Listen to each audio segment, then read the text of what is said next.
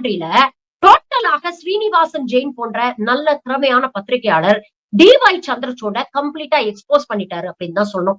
இதற்கு 2 முக்கியமான விஷயங்கள். ஃபர்ஸ்ட், அயோத்தியா வழக்கு தீர்ப்பை பற்றி அவர் கேள்வி கேட்கிறார். எப்படி இப்படிப்பட்ட ஒரு தீர்ப்பை நீங்க கொடுத்தீங்க? நீங்களே அந்த ஜட்ஜ்மெண்ட்ல மென்ஷன் பண்ணிருக்கிறீங்க. அந்த மாஸ்க இந்த சங்க பரிவார கும்பல் இடிச்சு தள்ளினது தவறு. அது அகென்ஸ்ட் த கான்ஸ்டிடியூஷன். அது இல்லீகல், அன்கான்ஸ்டிடியூஷனல் சொல்லிட்டு எப்படி அதே கூட்டத்துக்கிட்ட அந்த இடத்தை தூக்கி கொடுத்தீங்க அப்படிங்கிற ஒரு கேள்வியை கேட்கும் பொழுது அதற்கு அவர் சொல்லக்கூடிய பதில்கள் தான் இவர் எந்த அளவுக்கு சங்க பரிவார்ல இல்லைனாலும் சங்கிகளுக்கு ஆதரவாக செயல்பட்டு இருக்கிறாரு அப்படிங்கறத வெளிச்சத்துக்கு கொண்டு வந்திருக்கு. முதல் விஷயம் அவர் என்ன சொல்றாரு அப்படின்னு பாத்தீங்கன்னா, ஆமா, பாபரி மஸ்ஜித் அங்க இருக்கக்கூடிய கோவிலை இடிச்சிட்டு கட்டப்பட்டது தானே அப்படின்னு தீர்ப்பில் இருக்கக்கூடிய எவிடன்ஸுக்கு நேர் எதிராக ஒரு விஷயத்த அவர் பதிவு பண்றாரு. ஆனா அயோத்தியா வழக்குடைய அந்த 1000 பக்க ஜட்ஜ்மெண்ட்டை நீங்க எடுத்து படிச்சீங்கன்னா அதுல மிக தெளிவாக பதிவு செய்யப்பட்டிருக்கிறது என்ன அப்படின்னு பாத்தீங்கன்னா, பாபரி மஸ்ஜித் கட்டப்படுறதுக்கு முன்னால அங்க இருக்கக்கூடிய ஒரு கோவிலை இடிச்சு கட்டினாங்க அப்படின்னு இந்த சங்கிகள் சொன்னாங்க இல்லையா?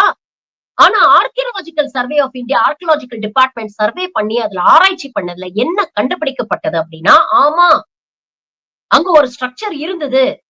ஆனா அது 12ஆம் நூற்றாண்டுல கட்டப்பட்டது. அதே காலகட்டத்துல அது இடிக்கவும் பட்டிருக்கு. எப்படி இடிஞ்சது, எதனால இடிஞ்சது, யாராவது இடிச்சு தள்ளினாங்களா, இல்ல ஏதாவது ஒரு இயற்கை பேரிடர் அது இடிஞ்சு போச்சா அப்படிங்கறத நிரூபிக்கிறதுக்கு அங்க எந்த எவிடன்ஸும் இல்ல. ஆனா அது 12ஆம் நூற்றாண்டு காலத்திலேயே அழிக்கப்பட்டு விட்டது. அதுக்கப்புறம் கிட்டத்தட்ட 400 வருஷத்துக்கு அப்புறம் 16ஆம் நூற்றாண்டுல தான் பாபரி மஸ்ஜித் அங்க கட்டப்பட்டிருக்கு. அதனால நேரடியாக அதற்கு முன்னால இருந்த ஸ்ட்ரக்சரை இடிச்சிட்டு மாஸ்க் கட்டினாங்க அப்படிங்கிறதுக்கு எந்த ஆதாரமும் இல்ல, நம்பர் 1. அதே மாதிரி 12ஆம் நூற்றாண்டுல அங்க இருந்த ஸ்ட்ரக்சர் ஒரு கோவில் தான் அப்படிங்கிறதுக்கும் எந்த ஆதாரமும் இல்ல, நம்பர் 2. அது எதனால அழிக்கப்பட்டது அப்படிங்கறதும் தெளிவில்லை, நம்பர் 3. இந்த 3 விஷயங்களையும் பதிவு பண்ணிருக்கு சுப்ரீம் கோர்ட்டுடைய அயோத்தியா வழக்குல இருக்கக்கூடிய ஜட்ஜ்மெண்ட். அப்படி இருந்தும் வெளிப்படையாக இந்த இன்டர்வியூல ஜஸ்டிஸ் சந்திரசூட் பொய் சொல்றாரு. அப்போ ஒரு கோவில இடிக்கப்பட்டு அந்த மாஸ்க் கட்டப்பட்டிருக்கு அப்படிங்கறத நீங்க மறுக்கிறீங்களா? எத்தனை மக்களுடைய சென்டிமெண்ட்ஸ் இதுல இன்வால்வ் ஆயிருக்கு அப்படின்னு அந்த ரிப்போர்ட்டரை பார்த்து அவர் ஒரு கேள்வி கேட்கிறாரு. வரலாறை ஒதுக்கி தள்ள முடியுமா? வரலாறை மறந்துட்டு நாங்க தீர்ப்பு கொடுக்க முடியுமா அப்படிங்கிற கேள்வியை கேட்கிறாரு.